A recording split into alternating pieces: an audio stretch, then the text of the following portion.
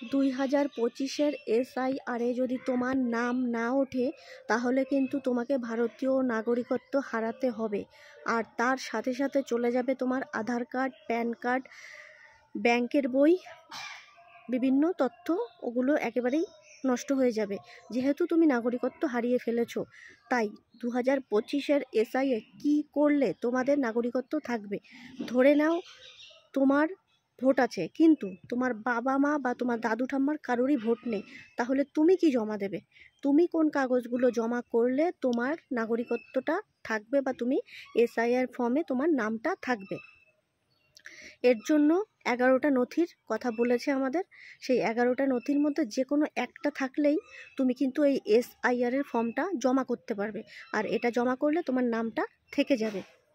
যাদের জন্ম 1987-র আগে তারা কিন্তু নিজের যে কোনো একটা, এই 11টার মধ্যে যে কোনো একটা জমা করলেই হয়ে যাবে। যাদের জন্ম 1987 থেকে 2002-এর আগে তাদের দিতে হবে নিজের একটা পরিচয়পত্র প্লাস বাবা কিংবা মা এই দুজনের যে কোনো একটা পরিচয়পত্র দিলেই এখানে জমা করতে পারবে। আর যাদের জন্ম 2002-এর পরে তাদের দিতে হবে নিজের একটা পরিচয়পত্র প্লাস বাবা এবং মা এই দুজনেরই কিন্তু দিতে হবে।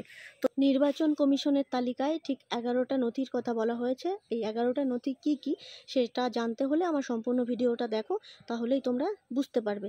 তো চলো, 1 নাম্বার, কেন্দ্রীয় বা রাজ্য সরকারের যদি চাকরি করে থাকেন কেউ তাহলে তার যে ID কার্ড সেটাও দিতে পারেন, অথবা পেনশন হোল্ডার মানে চাকরি রিটায়ারমেন্ট হয়ে গেছে এখন শুধু পেনশন পান, তাহলে সেই কাগজটা দিলেও আপনি SIR এর ফর্মে নাম নথিভুক্ত করতে পারবে। 1 জুলাই 1987 সালের আগে পোস্ট অফিসের বই, ব্যাংকের বই বা LIC বা স্থানীয় প্রশাসনের দ্বারা নথি থাকতে হবে। 3 number birth certificate, 4 number passport, 6 number হচ্ছে মাধ্যমিক পাস বা উচ্চ মাধ্যমিক পাস এরকম কোনো সার্টিফিকেট দিলেও হয়ে যাবে। তারপরে হচ্ছে রাজ্য সরকারের উপযুক্ত কর্তৃপক্ষের দেওয়া বাসস্থানের শংসাপত্র, জাতিগত শংসাপত্র, SC ST বা OBC সার্টিফিকেট থাকলেও আপনি এই ফর্মটা ফিল আপ করতে পারবেন। সরকারিভাবে আপনি যদি কোনো জমি পেয়ে থাকেন আর সেই জমির কাগজ বা রেজিস্ট্রি যদি আপনার নিজের নামে হয় তাহলে এই কাগজটাও আপনি জমা করতে পারেন। একদম লাস্ট, জমি বা বাড়ির দলিল থাকলে আপনি এই ফর্মটা ফিল আপ করতে পারবেন।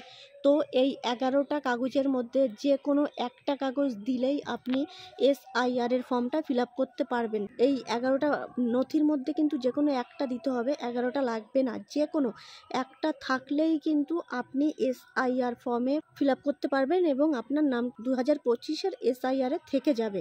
তো আপনি আপনার নাগরিকত্ব হারাবেন না। ভিডিওটা যদি ভালো লাগে অবশ্যই শেয়ার করে দিও, যাতে আরও সবাই জানতে পারে বা সবার উপকারে লাগে। কেউ যেন এটা নিয়ে কোনো অযথা চিন্তাভাবনা না করে।